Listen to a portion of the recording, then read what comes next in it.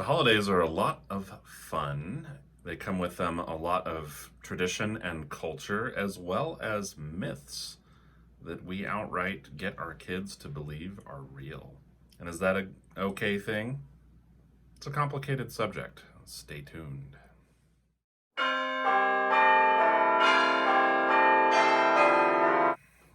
Hi, everyone.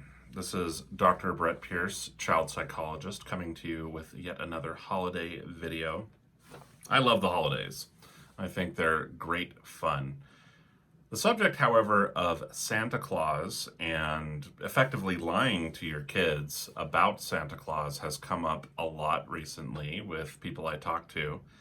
And folks were wanting me to voice my 2 cents on the subject. And with me, it's going to be more like 10 cents as usual. So we're going to dive right in. But before we do, please do consider subscribing. There's a button you can click down below. It really does help out the channel. And otherwise, thank you for watching. And if you're a return viewer, especially thank you for return watching. So let's jump right in. And with me today, my special guest is jolly old Saint Nick. And what a jolly old Saint Nick he is. I don't know what to say. The point is, the subject about telling kids the truth in general is a really, really, really important one. And like with a lot of things, there's ways where we feel like something that is totally unacceptable with, say, your best friend or another adult somehow starts to become acceptable with a kid, which is to say, using deception, frankly, lying. However, with Santa Claus, I'm not necessarily so sure it's that big of a deal or that it really does any harm. But there are other times when being deceitful or withholding the truth can be a really big problem. So first, let's talk about Santa Claus and whether or not you should be honest with your kids and say, well, Santa Claus is just kind of a myth. Santa Claus is just a cultural thing, but he's not real. Or if you are okay to, in fact, convince your kids that Santa's real. Now, in the case of things like Santa and the Easter Bunny and the Tooth Fairy, I'm not so sure I really think it's that big of a deal one way or the other. And I think that folks should really just go with their own cultural and religious traditions, their own personal traditions. If you're the kind of person where you just don't feel right convincing your kid that Santa Claus is real, great. If you're someone who really thinks it's okay to do so, then great. I just don't think it's that big of a problem. There's a lot of kind of mystique and mystery and fun and enchantment associated with Santa Claus, as well as other holiday figures in our culture. And so when we lie to kids in that situation, because lie it is, let's not mince words about it, when we lie to kids about something like Santa, it's done with an intention to enchant, mystify, excite, get kids into the spirit of a holiday. Okay, I get it. So I'm not really too worried about it. I'd say go for it. I don't really think it's a big problem. You know, I mean, I remember when I was told that Santa Claus is not real when I was like 8 or 9 years old, I believe. It was quite a shock to me. And it wasn't a shock finding out that he wasn't real.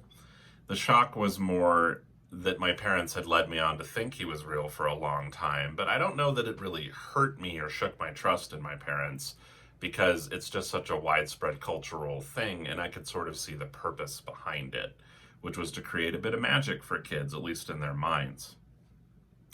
So now let's move on, because certainly context is everything. And there are many times where being deceitful, lying to kids, withholding the truth is a big problem. So generally speaking, this comes up with what I like to call the 2 Ds, death and divorce.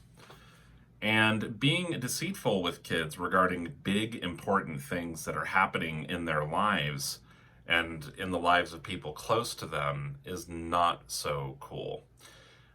I know. The people are going to come back and say, well, but my 3-year-old's dog, was hit by a car and I just couldn't bear to hurt them, even though you're not the one who did anything to them. But I couldn't bear to hurt them, and so I told them that their dog ran away. And those are situations where I get people's intent, but I'm here to tell you it's just not okay to do that. And again, what I would encourage people to think about, as I always do, is what would you think about? Or, I'm sorry, how would you feel, is what I mean to say, if, say, your husband, your wife, your best friend was deceitful with you in that way. Let's suppose that you had a dog and the dog disappeared, and your friend knew, darn well that your dog was hit by a car and died, and they took care of the situation and got him, cremated or buried or whatever, but then just told you that your dog ran away. If I found out that someone close to me was being deceitful with me regarding something like that, I would be outraged, frankly. It would almost be a deal-breaking kind of thing for me. I can be kind of intense about that stuff, but the point is, it's a pretty big deal. And it's a big deal because it's really difficult to process tough feelings when we don't have all the facts. And in fact, research has indicated that when kids don't have access to facts that are accurate, or when they're not available, and particularly in a timely fashion, when there's been a loss, that it can lead to complex or problematic grieving, because grieving's a normal part of life. Loss and death are normal parts of life. Divorce, it happens to about, what is the statistic, still 50%? I haven't looked it up, but it happens, and we don't process things by not knowing about them, by processing something else, which is to say a lie that's being told to us. We also want to be careful about withholding the truth, because that's something that people think is a reasonable strategy. Well, yeah, his dog died, but I'm just going to sort of say that to him really quickly and then not say anything again, because he didn't bring it up. Or we're not going to tell him, we're not going to lie to him about the divorce, we're just not going to tell him, and we'll wait until he brings it up.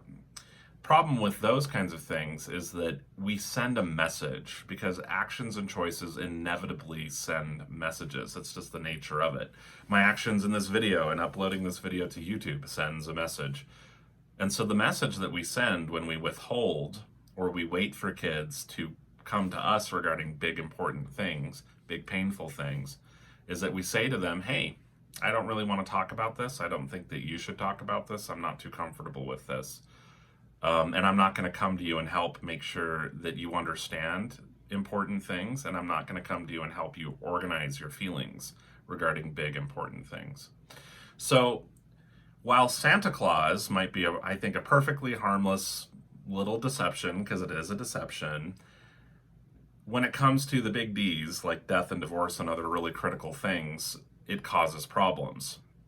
It can lead to kind of trust issues. It can send the message to kids that they're not allowed to talk about important stuff with parents. And frankly, it can also result in really problematic misconceptions about things. Because kids, just like adults, think and try to make sense of their feelings, of their experiences, and of their lives. And kids are not always known for having a lovely, rational way of doing that. Hey, us adults aren't always known for that either, but kids in particular are really vulnerable to this. And kids have a tendency to believe that the world revolves around them. Hey, I have a tendency to believe that too sometimes, but the kids believe that the world revolves around them and happens all because of them, right? And so you can see where I'm going with this. And if you think I'm just making this up on a theoretical standpoint, no. I have seen it countless times as a practicing child psychologist. One example is the idea that I caused it somehow. So with divorces, kids very often feel responsible for the divorce, and it is just very important for parents to be in a position where they are taking the lead, helping the kid understand what's going on, and providing them with the opportunity to process and get corrective feedback, I guess, if you want to put it in those terms, on that very belief that they caused it. You also hear other funky things, like instead of telling kid that daddy went to jail, that daddy went to timeout, we've seen situations where kiddo then starts to act out and get into trouble so that he can go on timeout, so that he can be with daddy. And granted, that's a younger kid who might do that, but still, it can happen. So, the subject of Santa Claus and whether it's okay to dangle the myth in front of kids and use it for enchanting and getting them into the spirit of the holidays. I think it's fine. I also think it's perfectly fine if you really don't want to and you feel like it's important to be clear with your kid. Hey, more power to you. That does not mean that the use of deception with kids across the board is okay. And big, important subjects, particularly when they're painful, that involve kids and their lives, are not times for us to use deception, in the sort of humble opinion of this child psychologist. So at any rate, thank you so much for listening. If you enjoyed this video, please do consider subscribing. The channel really appreciates it, and so do I.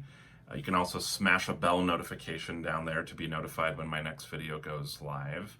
Otherwise, this is Dr. Brett Pearce wishing you all a safe and healthy and fun holiday season. Take care.